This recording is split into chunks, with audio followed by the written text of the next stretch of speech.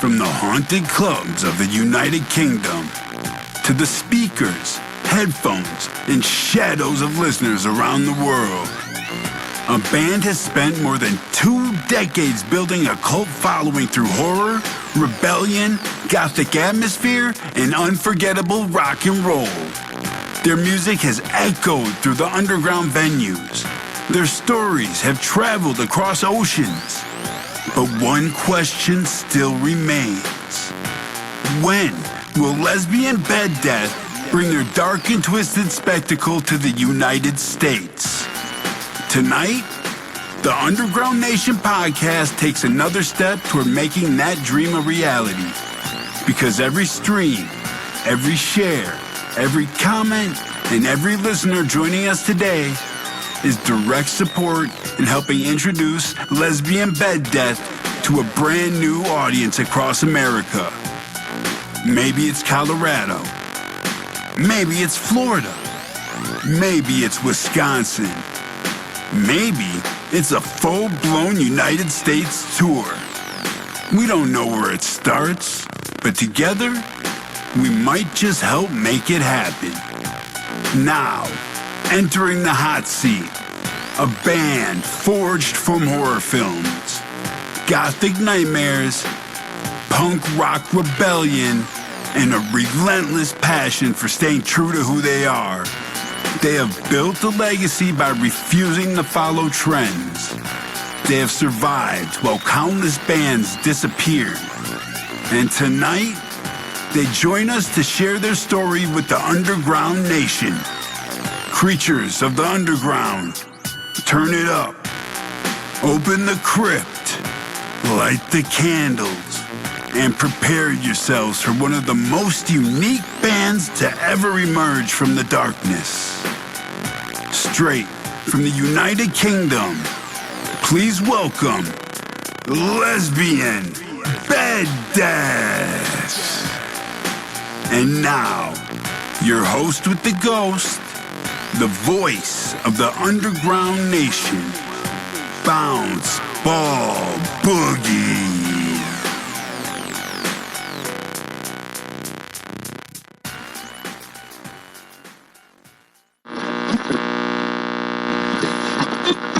Warning! The following podcast may contain dangerous levels of horror, distorted riffs, gothic madness, and enough dark energy to wake the dead. You are now entering the Underground Nation podcast, the official podcast of the underground, where the outsiders become legends, where the wicked get a voice, and where the creatures lurking beneath the mainstream finally rise to feed. I'm your host with the ghost, the boogeyman of the underground, Bounce Ball Boogie. And tonight, we are traveling through fog-covered graveyards, past flickering VHS static, through blood-soaked movie theaters and haunted amplifiers, because crawling into the hot seat tonight is a band that didn't just create music, they built a damn horror universe. A band fueled by goth rebellion, sleazy punk chaos, monster movie nightmares, and enough underground attitude to resurrect the dead from 6 feet under. They are theatrical, they're controversial, they're twisted, and they have spent years becoming one of the underground's most unforgettable cult bands. So lock your doors, turn off the lights, and prepare your soul for Lesbian Bed Death. Welcome to the Underground Nation podcast. How is everybody? We're all good. How are you doing? A lot better now that you're all here, I'll tell you that. I was kind of freaking out in the beginning. I'm a lot better now. Like I was just watching that whole thing like like the greatest intro to any interview we've ever done. When you could flip that and play it before our live shows. Yeah, that's epic. I would be honored. And I would be more than willing to send you a clip of that. Oh my God, that is beautiful. Yes, we love that. That is great. We're going to do it. I can even redo it if you want me to. I don't care. Yes, and there's a recording of it. It's great. Please, yeah. Thank you so much. I worked really hard to do that for y'all. I could, I don't know if this is weird to say or not, but I could, listen to your voice for hours. It's great. I feel like I'm in the cinema. It's amazing. Awesome. Well, that's how I got the job. From having an amazing, talented voice. The voice is the moneymaker, and I protect it with all I got. Amazing. Beautiful. So please, for everyone listening right now who may be unfamiliar with Lesbian Bed Death, please introduce yourselves individually. Since I'm by myself, I suppose I'll start. I feel a bit lonely now. So you're all gathered together. I'm JJ. I'm the lead singer of Lesbian Bed Death. I'm Dan. I'm the rhythm guitarist and founder member of Lesbian Bed Death. I'm Amy. I am the drummer of Lesbian Bed Death. And I'm Ali Vicious, and I play lead guitar in Lesbian Bed Death. Incredible. Because Lesbian Bed Death, like everyone knows what band we're in. We're Lesbian Bed Death. We are Lesbian Bed Death. Yeah. So JJ, for somebody discovering Lesbian Bed Death for the very first time tonight, how would you describe the sound and energy of this band? We have often been described as a female-fronted Alice Cooper. I think the best way to describe ourselves is a mix of Gothic and horror punk and a little bit of like classic rock and metal in there as well. We are a fusion of all the greatest music genres combined into one cult, basically. We have a very broad sound as a band. The easiest way to say it is that no matter who you are, no matter what type of music you're into, you're going to find something that you enjoy in our discography. Absolutely. Anyone like to add on to that? I'm not sure that's true. I think my grandmother, if she's still alive, would think we're a bit shit. So Yeah, I think if you're in the alternative scene, I think we do blend a lot of those genres, like JJ. I think add a little bit of silliness in, a little bit of cheesiness. It's just fun. It's fun music. I don't think we take ourselves too seriously, but it's a laugh. There's something to enjoy. Even if you don't like the music, it's fun. It's definitely fun. I know we had a good time when we discovered y'all a few weeks ago. I mean, the name alone instantly grabs attention. What's the... People either love it or hate it, to be honest. What's the story behind Lesbian Bed Death? How did you ever worry? I mean, how did this name even come about? Okay, so basically, a long time ago, many years ago, in a galaxy far, far away, I was watching television, and your channel flicking, there's just all kinds of random crap on, and there was this program with some doctor talking about the psychology behind Lesbian Bed Death, and immediately being a complete child, I thought that's a wicked name for a band. And at the time, I was going to do like a side project from another band I was in, and it's like goth, punk, glam, sleaze all mixed up, and I thought Lesbian Bed Death was the perfect name for that, and I didn't worry about whether or not that was a marketable name or anything, because it was a side project. I thought we'd do one album and then disappear. But 20 years later, we're still about in a different form. But, we stood the test of time, and now we're in a band called Lesbian Bed Death. Perfect timing, huh? It sounds like it all just came together perfectly. Kind of. Yeah, pretty much. Well, at least for where I stood, it sounds almost perfect. I'm sure there's lots of obstacles that I don't know about. There's obstacles constantly. We're like that's one way to put it, isn't it?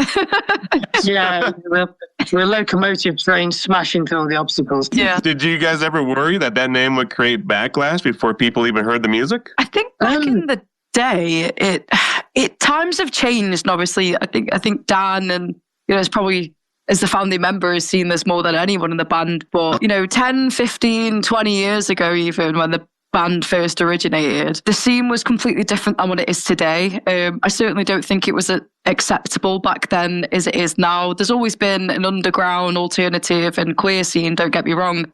But now it seems to be more accepted and a little bit more widespread, which has actually been really nice for us to see.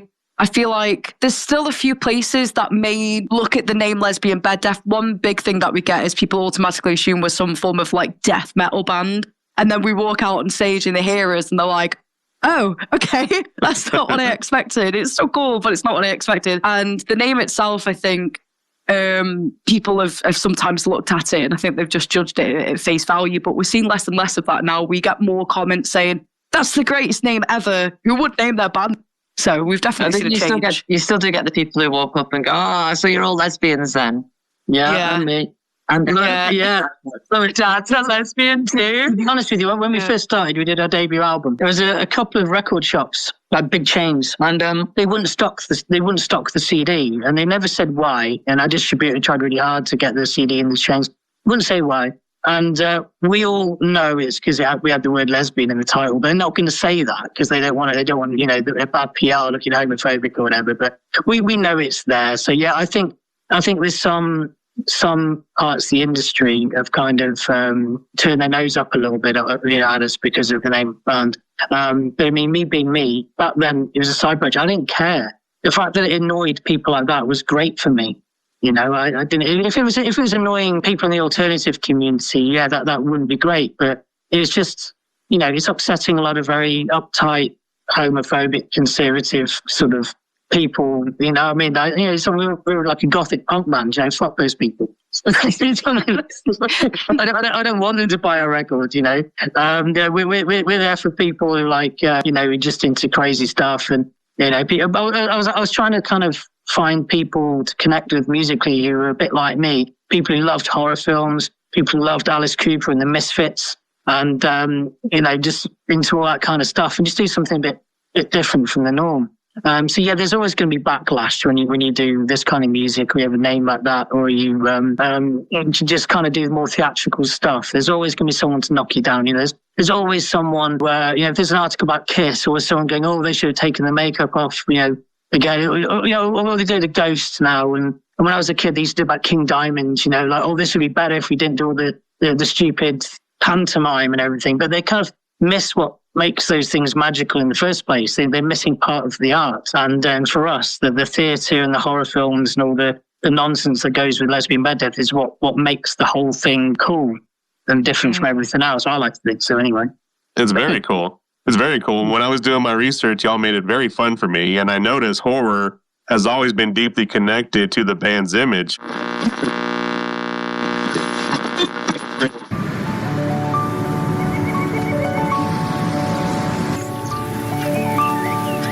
Hello, you. Hello, new.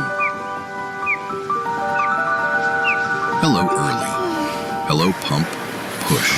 Hello, energy, effort. Hello, movement. Hello, goals and real swole, the best you've ever looked. Hello, PRs and PBs. Goodbye, couch sitting and TV. Or tired and groggy, lackluster and foggy. Instead, say hello to a new version of you.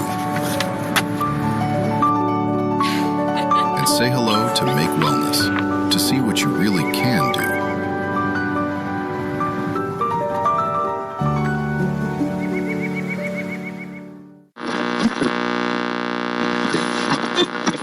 Well, so can I ask, what came first for the band, the music or the obsession with horror culture? That's a good question. I mean, for me, I've always loved horror films since I was, way too young to be watching them. Then there's this weird connection between rock and metal music and horror that's it's difficult to explain, but it's definitely there. And one of my favorite films when I was probably about 12, 13 years old is Return of the Living Dead. I love the soundtrack. The soundtrack is really influential to me. Like there's 45 Grave, all these other bands on there, and I just loved that. And it kind of opened my mind up to different types of more kind of punk and not just straightforward metal.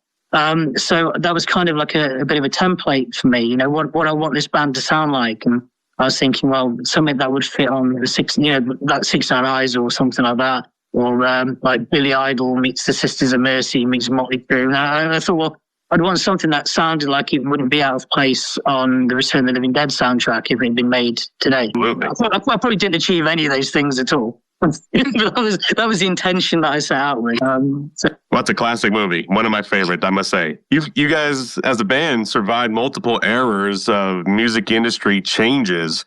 What do you all think kept Lesbian Bed Death alive while so many underground bands disappeared? Sheer bloody-mindedness, basically. I mean, the truth is, I've always hated the music industry, generally. And I don't want them. I don't want to be in a band that makes a demo and it's like, please, Mr. Record Man, can I make an album? Can I go on tour? Can you make my dreams happen? And no, I've always been very DIY. I'm like, well, if you don't want to sign us or don't want to work with us, whatever, we're going to do this anyway. And I think that's how we've survived, is because we haven't really been part of the music industry as such in that respect. I just wanted to make records with my friends and go out and play. And as long as there are people coming to the shows and we don't lose too much money, we're able to keep on doing that, keep on making another record, do more shows. And I think what the big jump for us in the last few years is that we've had consistency in terms of the lineup. You know, we've got a proper lineup now where everyone is on the same page and we all want to take this to another level. And we don't have like a revolving door of band members, you know, and we just, we're like in Pokemon, we're in our final form, hopefully.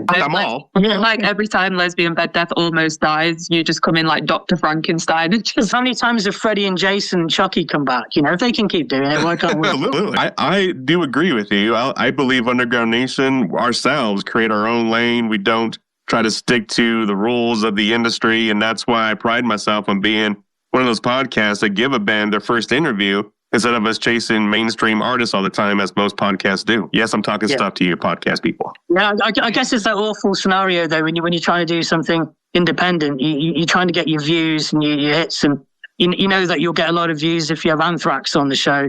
But if there's an interesting, unheard of band, you won't get as many views. So what do you want to do? Do you know what I mean? Do you kind of almost not sell out? It's the wrong, that's a bit extreme, but...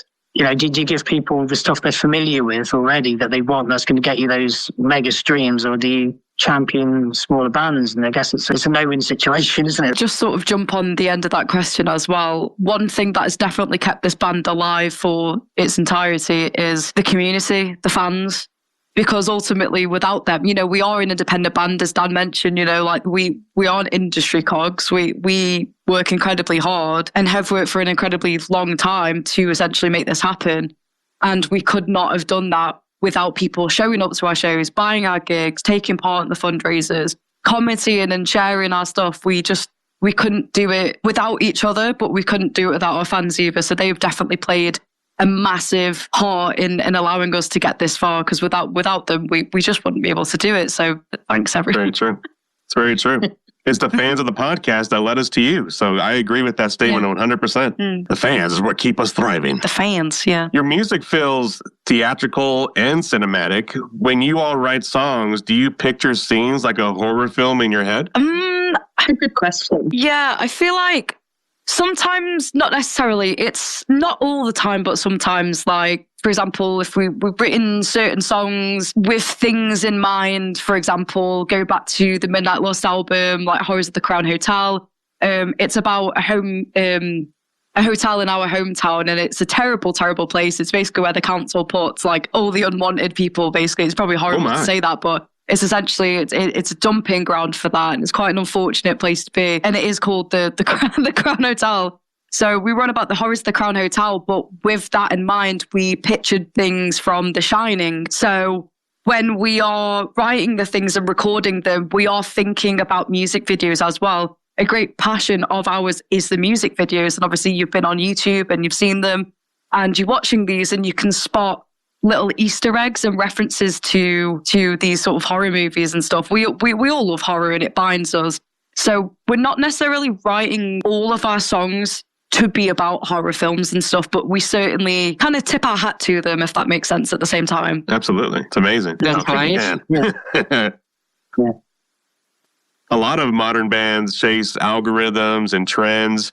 Do you all feel underground music is losing authenticity? Yeah, I think it is. I think it's really hard because as a band now, you know, the long form content like blogging and like music videos and things like that are going out of fashion for short form content, for TikTok and for Reels. And you kind of, in a sense, as a band, have to slightly shape your perception online a little bit. If you're trying to advertise, if you're trying to get yourself a little bit out there, you do find yourself falling into the trap of, you know, making this content and trying to do that instead of focusing on the music and the theatre. I think it's a necessary evil. But obviously we try and be as authentic as we can. We don't make silly stuff up. You know, we film ourselves for the Reels and for the TikTok as we're doing our normal stuff. And if something funny happens, something good happens, it's like, yeah, there we are, that'll go online. I think authenticity, funnily enough, we were talking about this earlier. Two aspects of authenticity. One is that there's so much AI going on now. Yeah. There's so many bands that are just, they're not even writing their own songs. They're not even making their own record covers. They're just AI. Some bands don't even exist. They're just some guy typing some shit into a computer. And I do think the backlash to this, I think, is that the general public are going to want more authenticity in their music and their movies and in everything. You know, people, authenticity, I think, will be like gold. And the other thing with authenticity as well. I like to have a little bit of a rant sometimes, these sorts of interviews. I hope you don't mind. But there's always things I used to hate. I used to go on Facebook and bands would make up drama and things that never happened just so that they can get engagements and, Is that real? Do people do that? Yeah, they do. Oh, there's a few. Yeah. Shall we say this? We call them trolls. Yeah, there's this girl I know from this other band, and this is a few years ago now. And she wrote this thing on Facebook about how she went into a drum shop to buy some cymbals or whatever. And then the owner was laughing at her, saying, "Oh, you're a silly girl. You can't play drums. Drums are for men." And this kind of stuff. And of course, there's hundreds of comments going, "Oh my God, that's so sexist. I'm so sorry that happened to you." It didn't fucking happen. Do you know what I mean? It's just like these music shops are struggling. If a girl goes in and wants to buy some cymbals, they sell her some fucking cymbals. You know what I mean? This is with the cymbal. Yeah. There's always hundreds of things going, "Oh my God, it's so terrible that all this shit happened to you." And it's infuriating because I can see that it's just internet bollocks. And then you see lots of other bands, all these dramas happen just before they release an album or a new single, coincidentally. And then there's no more incidents until the next one comes out. That's why they keep doing it. Now, but I've got a different angle with the authenticity thing. And again, it's something that I think we are doing quite well. And again, is another thing that does set us apart as not only an independent band, but, ultimately the scene is quite competitive. It's incredibly supportive. However, it is still competitive. At the end of the day, a bill and a lineup's only going to want to have so many female bands, basically, or queer bands, or bands that are more gothic, or bands that are more punk. Whatever angle you take at it, it's always going to not want to completely flood it. It's going to want to try and keep it as diverse as possible. So ultimately, the goal as a band and as an artist is to stand out. Right. Now, whereas the authenticity thing, from the points that the rest of the guys made, is, it can be bad and it's really hard. You're seeing a lot of the same content. All I see on my TikTok For You page is apparently the algorithm will only, post this, push this post so far. So if you're part of the 2% that's seeing this now, then, whatever else, and it can either have a lot of engagement or not a lot of engagement. That's all I see.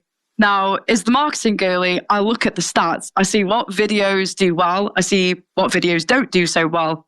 And funnily enough, I've noticed that on our pages, the complete opposite content actually is the stuff that does well. And I think if you go on our TikTok and you go on our Facebook and Instagram or wherever you go on our social medias, and you compare it to another band on the scene, it's completely different. You've got pages that look so meticulously nice, effectively. They're incredibly well marketed. The photos are all really great and, everything's pristine. And sometimes you may go to our page and think, this is a little bit all over the place, but it's actually more interesting. There's more depth here. We've always been confident. We're confident in our sound, we're confident in our music and the music that we write. And therefore, because we're confident about it and we're not chasing figures and we're not chasing numbers, we can focus on pushing ourselves as people rather than just our music. And I think a lot of the bands that I'm seeing at the moment in similar size and doing similar stuff, they're chasing those numbers and they're losing out on that authenticity because of it. I think when you're a band who is independent, you need to push yourselves as people, as individuals, and as a band, as well as pushing your music. If you just do the clinical stuff, you're only going to get so far. People want to know you. They want to see what you're doing behind the scenes, like the vlogs and stuff that we've started doing.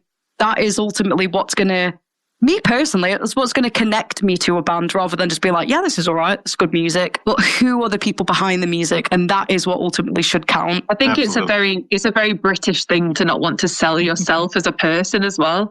Yeah. I think we're all like, oh, we're so cringe and horrible. No one wants to see us. Oh, I feel like all you have is this music that you can produce. Like, just listen to this instead. Like, you don't need to hear anything from me. Listen to our music, you might not hate it. And the CD is a wonderful beer mat if you don't like it. So yeah, it's not super shit, but I do think that I do agree with you, JJ, though, that a lot of fans sort of seem to run away from putting themselves at the front of what they're making, essentially. And it's hard, and like making yourself a marketable product at the end of the day, because that's what it is hard, and trying to figure out what it is about you that people are actually engaged with. But no, I posted the other day on YouTube, so if you guys want to check it out, definitely go check it out. YouTube, Lesbian Bed Death.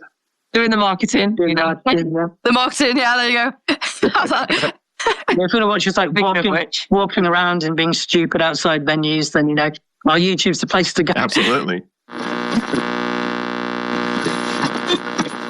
Every day, creative spirits pour their hearts into their craft, only to feel ignored. No support, no network, no real community. That's why the Boogieverse was created. A place where musicians, podcasters, artists, streamers, entrepreneurs, and creators connect, collaborate, and rise together. Stop chasing success alone.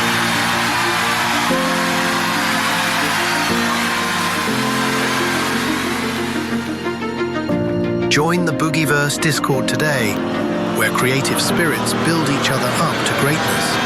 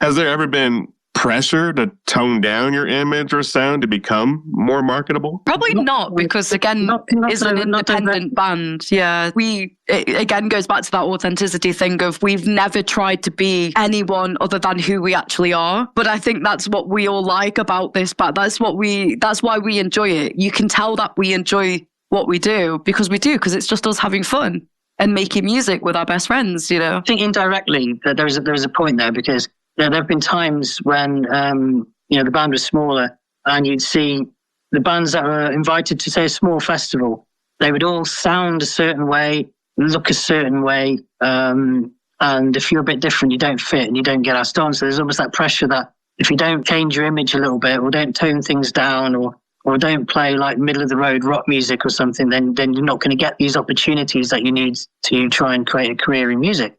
So you find a lot of people will adapt their sound. I call it selling out, personally. It's quite a thing that, like JJ was saying earlier, it's about, the band itself kind of encompasses so many different genres, and we kind of fit in a lot of spaces. Sometimes we kind of fit in none of them at the same time. Yeah. But in that situation, all you can do is just be Lesbian Bed Death. Like that's all we ever can do in that situation, really. If they like it, great. If they don't, then I guess it's not for us. We'll just find somewhere else. You're making our own genre. The thing is I think, to be honest, it's one of our strong points because we've had so many people come up to us after gigs, and it could be a punk festival, it could be a goth festival, a rock festival outdoors, it could be anywhere. And people come to these places expecting a certain thing, especially with a name like Lesbian Bed Death, and they may automatically assume that we're a big, like heavy metal rock band, and we're not that. And they listen and be like, you guys weren't all what we expected, but we love it. And I think that's why people remember us from shows, is because we're different. We don't blend into the rest of the sound of the gig. We stand out from it. And I do think that has massively worked in our favour over the years. Yeah, that's true. Be different. It's cool. I'm old enough to remember a time when I'd do like these small all-day festivals. And I would say 2/3 of the bands used to sound exactly like Incubus, because that's what at the time they were huge, and all the labels were looking for an Incubus to sign, and a couple of them did get signed, most didn't, but it was all very felt like a factory of stuff that might get signed. There's a time when everyone was trying to sound like Coal Chamber years ago as well, and things. So what's the point? Another thing very very important is I remember years ago. I read an article, I think it was Gene Simmons. Okay, he's normally a bit of a dickhead, but this was a good interview. And he basically said that they were offered record deals when they first started with the makeup.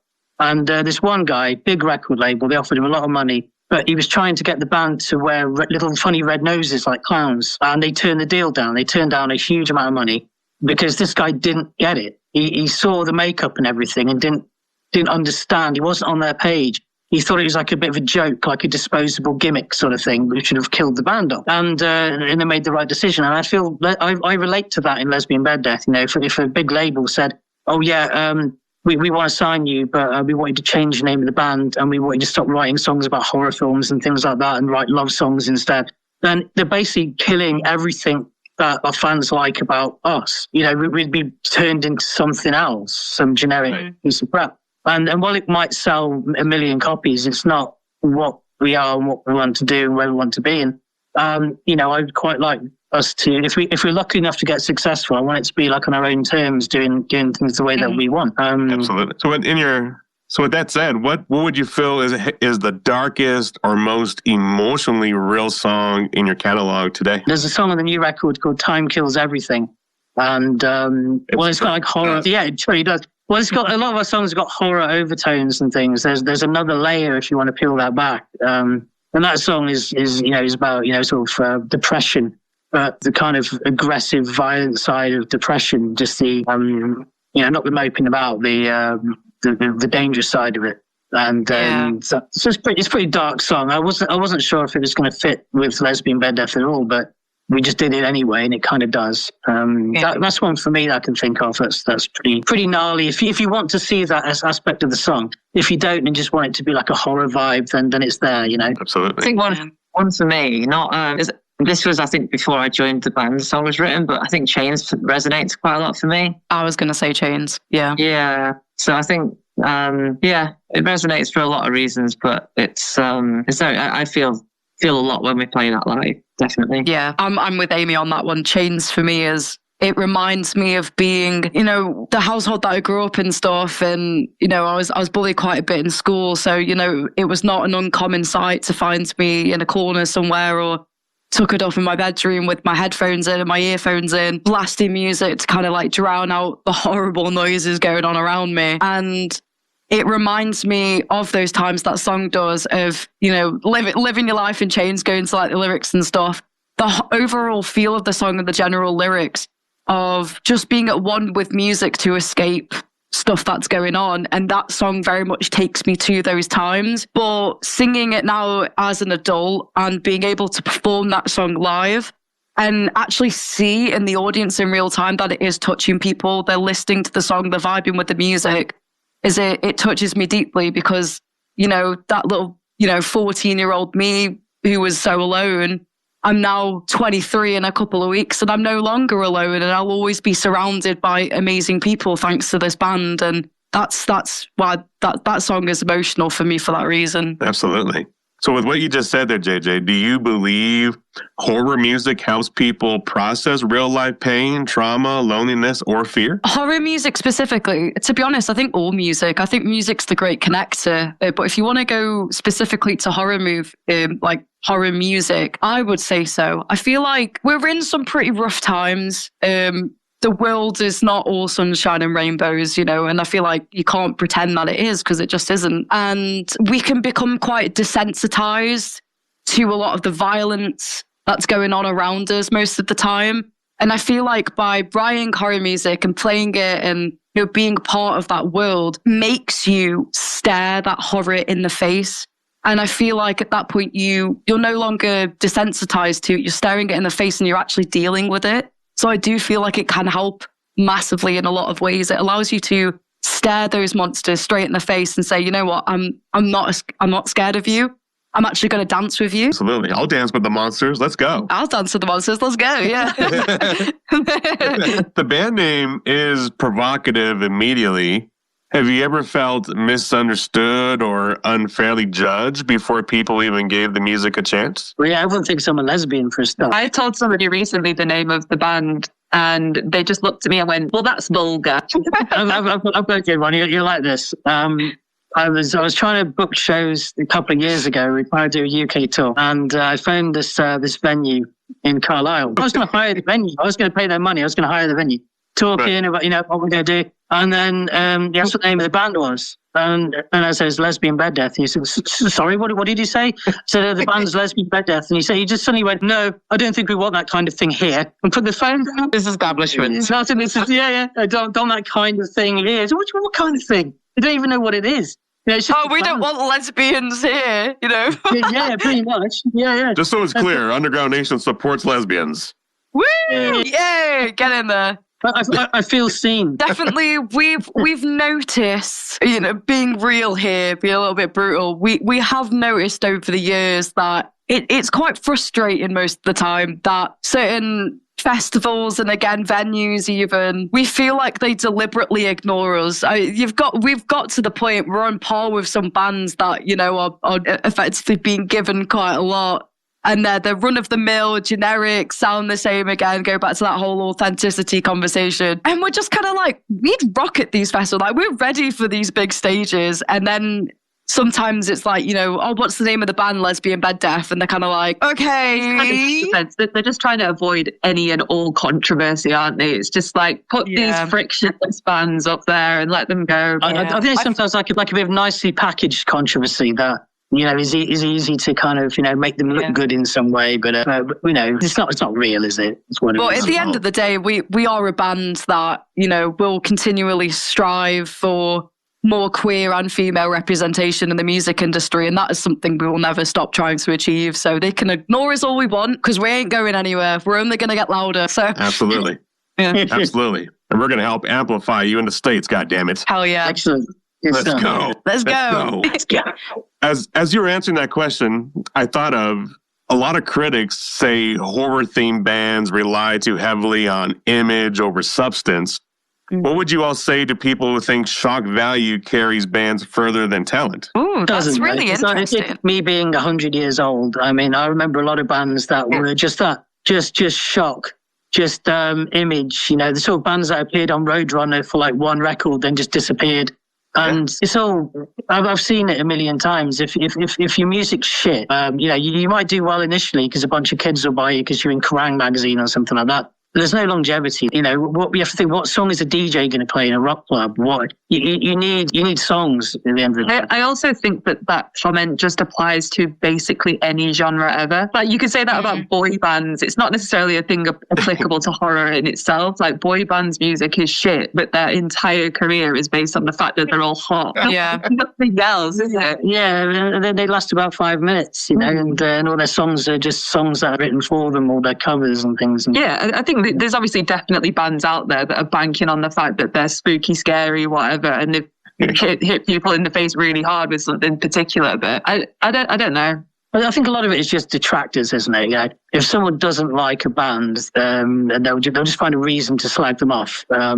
You know, like, oh, look at Slipknot, oh, they've got all those masks on, and that you know, they'd be so much better if they didn't have the masks on, and like, you know, and it's like, but you don't like them anyways. So Haters are gonna hate, as they say. Exactly, but like, the image of it complements the music, but it also stands on its own. You've got to look like a band. You've got to look like you belong together on stage. And like, if you've got like a bunch of people all dressed like really cool and interesting, and then just one guy at the back that's just wearing a white t-shirt and blue jeans, and obviously just kind of really gel together. Whoa. Dan wears black t-shirts now. He stopped wearing white t-shirts. Yeah, but I think when you're in the car and you put a record on, you know, in the old days I'd have a CD on in the car, back when cars had CD players 100 years ago. And you know, you're not, if you put, so let's say you put a Kiss CD on, or you put a Ghost album on or something, you're not looking at makeup, you're just listening to music. So if you don't like the music, if the music's rubbish, you're not going to listen to it. So I think a lot of this kind of, I mean, I see this with different generations, and you know, Ghost is the one now. They got a lot of success early on, and they were a really cool underground band. And as soon as they went supersonic, the amount of people who come out of the woodwork and just attack them every time they're online is phenomenal. But you know, so if you don't like them, don't listen to them. But you know, with popularity comes haters, and if you do have a strong image, then that's the first thing they're going to go for. You know, they'll be like, oh, it's because they've got makeup on. Okay, if they didn't have makeup on, you'd still hate them. So Kiss took their makeup off and you hated them again. So, and also, you know what? So what as well? If there is a band which leans more towards the image and the shock than the music, so what? It's all art. At the end of the day, it's all about the audience and they're enjoying it, and the people who are making it and enjoying it. It's like, you know, don't gatekeep this stuff. As long as everybody's having fun, no one's getting hurt. Yeah, that's nice. Absolutely. Some artists wait to be discovered. Others step into the shadows and take their shot. Welcome to Mic Check Thursday, hosted by the host with the ghost, Bounce Ball Boogie. Every week, the boogeyman opens the gates, searching for the realest voices in the underground. No industry politics, no fake hype, just raw talent and honest feedback. Think you've got a hot track? For just 99 coins, submit your song and get one guaranteed play live.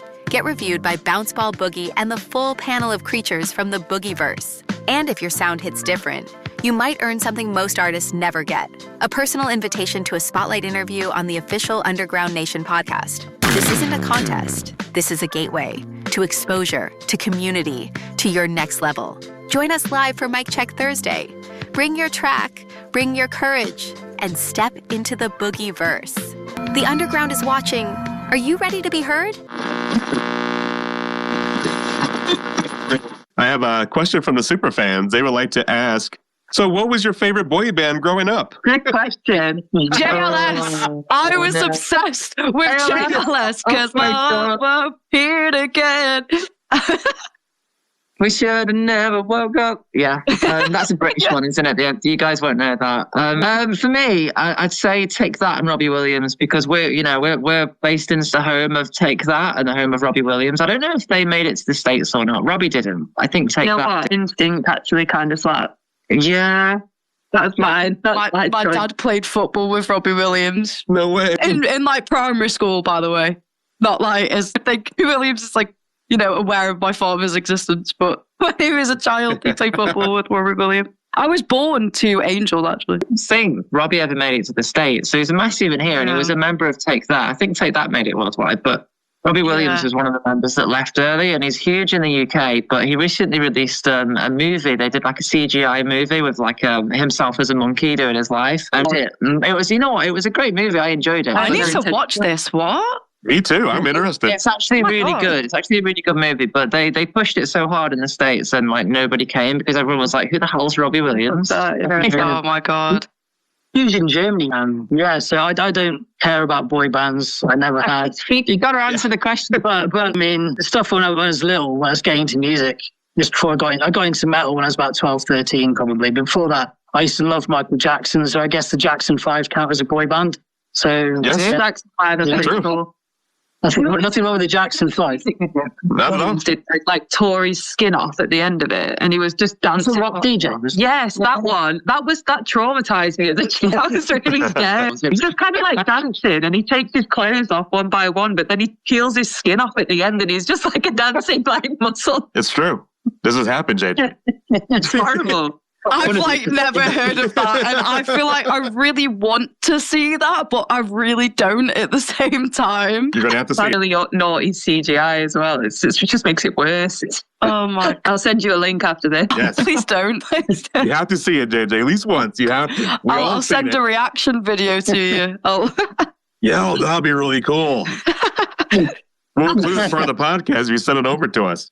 It'd be really cool. So as an independent band, touring, merch, videos, costumes, recording, people romanticize band life, but financially it could destroy artists. What's one reality of the music business fans never see? Go on, Dan. This is a good question for you to answer. Changing rooms. The rock and roll Oh lifestyle. God! It's not what people think, is it? It's like when a lot of the time, we get about and we do a lot of touring, and we go all over the country and sometimes to different countries as well. And people who come and see us, I think they have a perception of us, which I think, is cool. You get a certain perception, and they think we're these international rock stars, and we're staying at the Ritz, and we've got everything done for us. But actually, it's such a DIY thing, and things as simple as like where you get changed before a show, you get rushed into a venue, thrown into a back room, and have to change, in a corner. If you're lucky, you get to change in a toilet, and if you're not lucky, you have to do it like hiding behind some chairs in like a whole kind of The amount of poor members of public that have probably like been traumatized by like me undressing in a public bar because there's nowhere to get ready. I got changed in a smoking area once because there was just no option. I was like, but going back to the financial sort of side, I feel like Dan could probably answer that a little bit better. I was going to quickly just chime in with a stupid funny story. One of our previous singers many years ago, we played a place in Camden, London called the Unicorn, and they don't have like a backstage area or anything like that, or a changing room. And the singer at the time was quite well to do. She was, she liked everything being smart and tidy. And it was like, well, welcome to the underground. And she had to go and change in the public toilets in the pub. And all the doors of all the cubicles have been kicked off. As she went in, there's some woman squatting down taking a shit. She was like, "Afternoon." I feel like we are really selling the UK to Underground Nation. I feel like we are doing a great job of that, aren't we? Yeah, come to the UK. It's great. There's people shitting in cubicles, just squatting down on the floor. Sometimes not even in the actual toilet or anything, just on the floor. I think the thing that gets romanticized to me about touring is seeing all these amazing places and all these different countries and blah, blah, blah, all that sort of stuff. There's no time at all to do any of that. You get on the bus, you get off the bus, you're in the venue, you do your sound check, you find some food, and then you're back in the venue, you do the gig, and then you go into the next venue, basically. It's not as glamorous as it sounds at all. Obviously, the show's fun, and that's worth it in itself. But yeah, I remember last year, and this was at a new job as well, so I'd booked like 2.5 weeks off, maybe used all my annual leave for the tour. And I came back and my boss turned to me and was like, "Oh, did you enjoy your holiday?" I was like, "Holiday? I just worked for 2.5 weeks straight with like no sleep, not a vegetable in sight. It's just service station food, public area changing, flashed at least like 1 million people." And yeah, definitely. I feel like people do, as Ali said, like they romanticize the touring life. And they think, oh, you're a band and you kick back and you drink beers and stuff. We get excited when we can sit down and have a meal. Like we are genuinely so ecstatic. It's a treat. We're like 6 days in and we're all running off of like caffeine and nicotine basically and hopes and prayers basically. And we get to sit down for that meal, and even just an hour to be able to sit down and talk and stuff is like a miracle on tour. And people don't realize that, especially as an independent band, it is a hell of a lot of work. And you cover thousands and thousands of miles. There's so much logistical planning involved, which I'm sure Dan will get onto in a second, you know, of how to keep an independent band going and trying to plan all of it. And we're just doing it ourselves. We're trying our best. That's the thing. I think with bigger bands, they make a lot of money. They've got managers. They've got a tour manager as well as another manager. They've got assistants, lighting people. They've got road crew. So, you know, the perception is, I think for a lot of people, they think all bands are the same. Like, you know, obviously if you're an Aerosmith, you've got several coaches, and there's someone else who's going to sound check all your equipment, going to do everything. You just kind of like roll off the bus, play your show and get back on the bus, you know, or whatever. And you've got more time to do all the cool things, go around town or whatever. But I think for us, you got to remember that we're driving the van. We're carrying the equipment up and down the stairs at 3 a.m. in the rain and things like that. We're doing the jobs of the managers, the roadies, the drivers, and everything ourselves, as well as have to play the shows, maybe help with merch, meet fans, do all the everything. And it's I love it, but there's no time. You're constantly doing things until it's time to go to sleep. Then you get a good 6 hours sleep, then you're up again. Get in the van, you're on the way to the next show. So yeah, it's hard. Sometimes you can't even sleep properly. Like there's been so many times, like me and Amy, we're top and tail besties basically on tour. We're like, you know, put them in a room, just lock them, singer and the drummer in the corner. And I remember once we were sharing a bed and we were proper topping and tailing. And I think Dan came in to tell us to shut up, didn't he? Because he was like, why are you laughing? Are you guys okay? We could not stop laughing. We just it was a great gig. We couldn't wind down. And me and Amy just lay there on this like sofa bed, just absolutely pissing ourselves laughing at everything. And then I woke up the next morning and Amy's foot was like in my nostril. And I was like, yeah. Sorry about that, Jane. Another quick one. Another quick story, a good one. Years ago, we played in Aberdeen at this venue that we love. And they have bunk beds above the venue. They've got like a little room above the venue. And we were all in these bunk beds. Well, what they didn't tell us after the show is they had a fucking drum and bass DJ on till 4 a.m. And the beds were literally bouncing up and down off the We had like an 8-hour drive the following morning. And I remember I said to those, I said, you know what? If I die and go to hell, I'm just going to wake up in this fucking bed. That was like quite the adventure on that one. I mean, the bed was having an adventure, wasn't it? It was yeah. They don't like going to bed in Scotland. They just like getting Larry to the early hours of the morning. And, you know, if you think the party finishes at 4, you know, no, got to wreck the Scottish Iron Brew. Yeah, nice. Wow. There's this world beneath the surface, a place where raw talent lives, where voices go unheard until now. Welcome to Underground Nation, the home of the unheard, the stage for the next wave, the movement where artists, entrepreneurs, and creators rise from the shadows and take their place in the spotlight. Head over to underground-nation.com, download the app today, and step inside the experience. Dive into exclusive news articles, unfiltered reviews, powerful podcasts, and a full collection of magazine issues showcasing talent from across the globe. Discover your next favorite artist before the world catches on.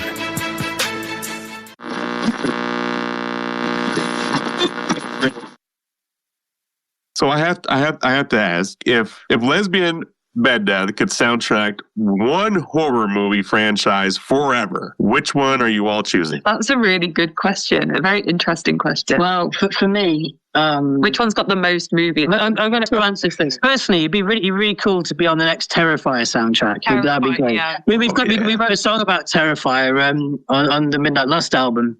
I don't remember what it's called. Of Terror. Art of Terror, of course it is. So yeah, that'd be cool. But my second answer would be something huge like Star Wars, just because we'd make such a fortune off it. We'd never have to work again, and we could all buy matching Ferraris and buy little houses in Beverly Hills and stuff like that. Yeah, but they need to stop making Star Wars films. They do, but They'll never stop. Star Wars will never stop being made. As long as that cash is coming in, there will be more Star Wars films. And if we were tied to that soundtrack forever, that's going to be like, that's we're going to be making more money than that AI Aussie thing they're going to be shipping out next year. Yeah. I've got an interesting one. It might be controversial, but I like the silly horror movies as well. So I'd say something like Scary Movie. Yes! Yeah. I'm picking Chucky. That's mine that I'd like to do. Chucky would be fun. I would pick Terrifier. Again, I'm with Dan. I think that if we could get on the next Terrifier movie, because again, Terrifier, the fan base is really cool, horror driven and passionate about horror. Like, I just think that would be absolutely perfect for us if we could get Art of Terror in the next Terrifier movie. Absolutely. I wouldn't say no to. Well, I love all those answers, and I hope y'all land one of those. Just one. Let's speak into existence right now, Underground Nation. One will do. Want to see Lesbian Bed Death on at least one of those franchises. Mind power. That's right, JJ. Mind power.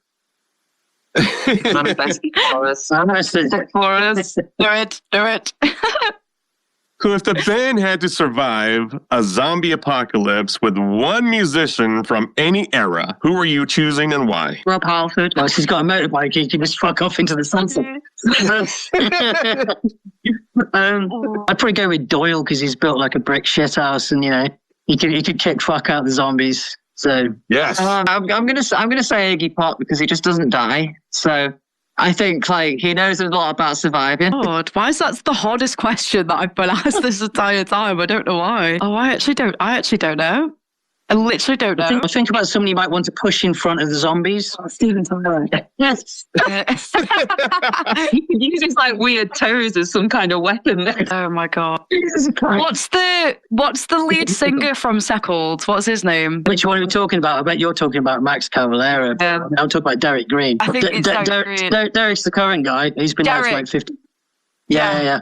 Yeah, Derek. I don't know what. He just kind of gets he'd be there with his dreads, just fucking twatting the zombies. It'd be great. Yeah, he looks like he could take on the entire zombie army. He literally does. He's built like a brick shithouse, and he's got the most amazing hair. I just think that'd be great. And then also he can just death note the zombies. Yeah, I'm glad you chose Derek because I think Max Cavalera would be pretty fucking useless in a zombie apocalypse, to be honest. Yeah. Shove him for food. Yeah, just run up. Well, I would pick Till Lindemann from lead singer of Rammstein. Oh, that's great. He likes fire, so I'm sure he'll bring fire with him. Yeah. I can imagine him being a pretty powerful ally. Yeah. So what advice would you give to artists trying to build a unique identity in an oversaturated world? This is a great question. It's honestly, again, be authentic and be true to not only yourself, but the music that you make as well. Because ultimately, you can go back to earlier conversations, you can have all the views in the world and you can have the biggest record label signing you and stuff like that. But if you're just hollow, and it means nothing to you, there's no point. Music is supposed to be this great thing that connects us all. And I think if you can show who you are behind the music and really, really care about what you do, I think the right people will find you. It doesn't matter how many people find you. I think it's about the right people finding you. So that would be my advice. I like that. Anyone else got any advice? I pretty much agree with all that. I think you said about building an identity. I think you don't really build the identity. You just be yourself and hope that the right people gravitate towards you. I think if you're trying to be somebody else, or you be what you think people want you to be, or be what you think the industry are looking for, and then you're not being true to yourself. Ultimately, if you fail, you've just got a back catalogue and a history of stuff that you no longer relate to, that you can't be proud of. and the whole thing's been a complete waste. Whereas if you fail, but you've made some great records that you love and you've done some cool things and you're happy, then, you've got something. Haven't you? Dan's going to be there on his deathbed listening to Goth Girls Are Easy, like, yeah, I did that. I did that. For me, I'm quite I was quite protective and shy of putting myself out there in any kind of capacity. I do think that since I've stopped caring so much about being like overly proud or making sure everything's perfect all the time and just kind of going with it and just accepting that, this is the music that I make and I enjoy making it. Why not share it? Like, I've got so much music just sitting on my laptop and it's been sitting there for years. And I think you get to a point where you're just scared of doing anything. And then obviously Dan messaged me on some weird website and I just said yes. It wasn't grinding. Thank you for saying yes. Yeah. I think, like, just don't be scared. Just do it. I think you all people hold themselves back so much and you have so much more fun if you just stop doing that. Absolutely. But you, Aim?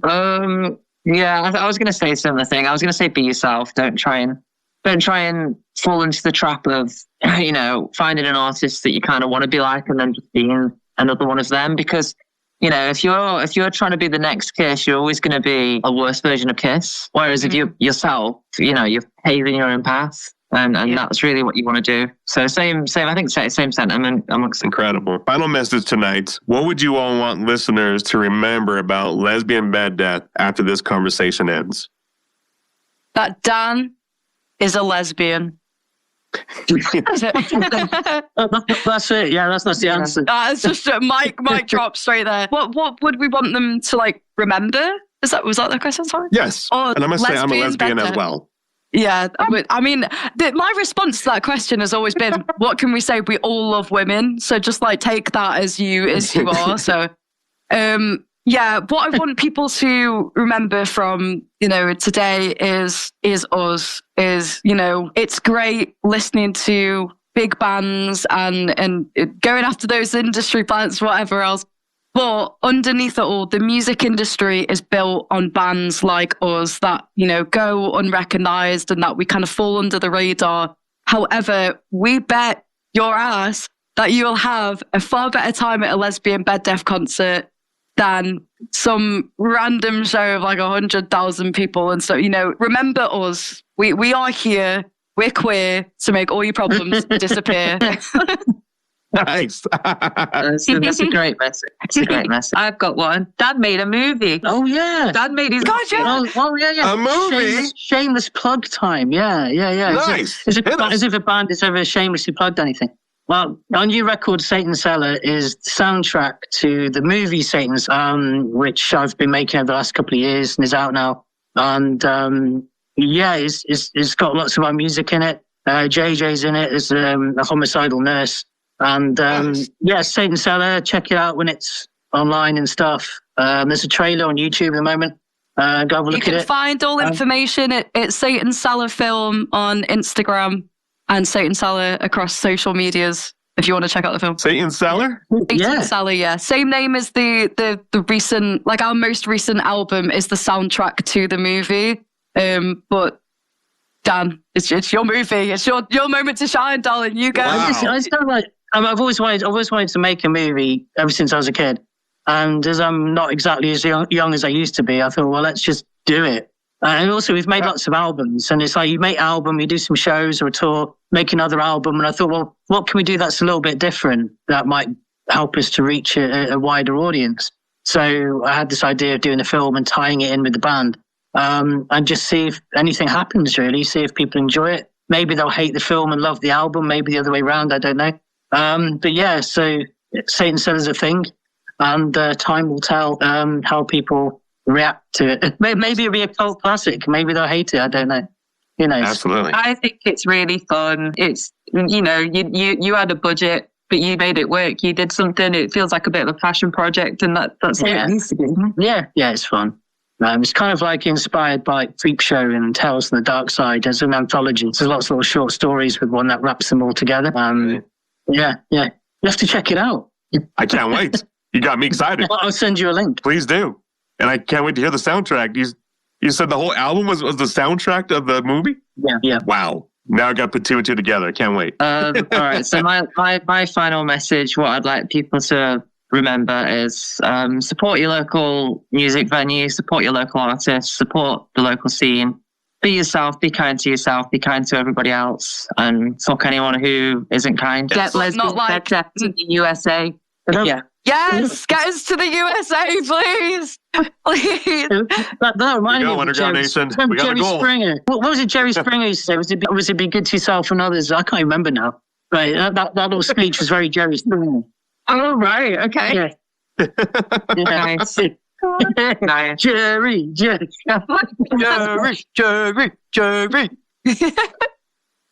Well, there you have it, I used to Underground love Nation. that We got a shit. goal. Get Lesbian Bed Death to the States. And when that happens, we'll be there. Yes. Tell the government to stop charging so much for the visas. Yes, let's make the government listen. Yeah, Easier said than done. I was still waiting for them to reply to my email, but yeah, so far, no. Understand how big we are. Exactly. It's such a big deal. You've got to tweet at him. Yeah, you don't have to listen to emails. It's all Twitter now. There you have it. Yo, make some noise one more time for Lesbian Bed Death.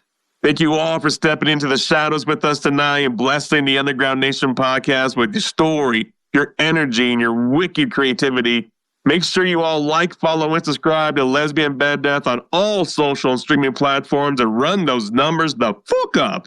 And if you enjoy this conversation and want to discover more incredible bands clawing their way up from underneath the surface, make sure you visit underground-nation.com. And if you're a band, artist, creator, filmmaker, entrepreneur, or a monster lurking in the underground that would like to be featured, send your information right now to ugnpodcast@gmail.com. And if you're enjoying the podcast, you can find Underground Nation Podcast anywhere you stream podcasts. So leave us a review, take a snapshot, and send it in, and you will get shouted out on a future episode. Until next time, keep your eyes open, keep your mind dangerous, and remember, the underground never dies. It just gets louder in the dark. I'm your host with the ghost, Bounce Ball Boogie. And we out of here. Thank you, Lesbian Bed Death. Thank you so much. Thank you. That was brilliant.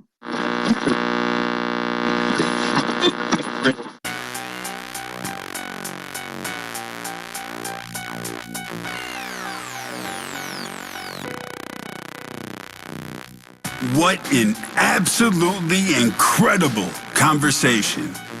A huge thank you to Lesbian Bed Death for taking the time to join us here on the Underground Nation podcast and giving us a behind-the-scenes look into the music, the passion, the creativity, and the journey that has kept this band alive and thriving in the underground for more than 2 decades. Creatures of the underground, let's make some noise one more time for Lesbian Bed Death. And if you enjoyed this conversation, make sure you show them some love. Go follow, stream, subscribe, share their music, and help introduce them to new listeners across the globe. And while you're at it, head on over to underground-nation.com to discover more incredible bands, artists, creators, and visionaries making noise underneath the surface. Now, we've got a challenge for every single one of you listening. If you agree that it's time for Lesbian Bed Death to bring their horror-fueled Gothic rock spectacle to the United States, if you'd love to see them tear up stages across America, if you'd support a possible partnership between Lesbian Bed Death and Underground Nation to help make an American tour become reality, then we need to hear from you. Don't just think about it. Don't just talk about it. Make some noise about it. Send an email right now to ugnpodcast@gmail.com. Tell us, bring Lesbian Bed Death to the United States. Tell us what city you're from. Tell us what venue you should host them. Tell us where you'd show up. Tell us where you'd bring your friends, because every movement starts with demand. Every tour starts with fans. Every opportunity starts with people willing to speak up and make some noise. So if you're ready to help bring Lesbian Bed Death across the pond and into the hearts of American audiences, let your voice be heard. From all of us here at Underground Nation, thank you for listening. Thank you for supporting independent artists. Thank you for supporting the underground. And remember, the mainstream follows trends. The underground creates them. Until next time, keep making noise underneath the surface.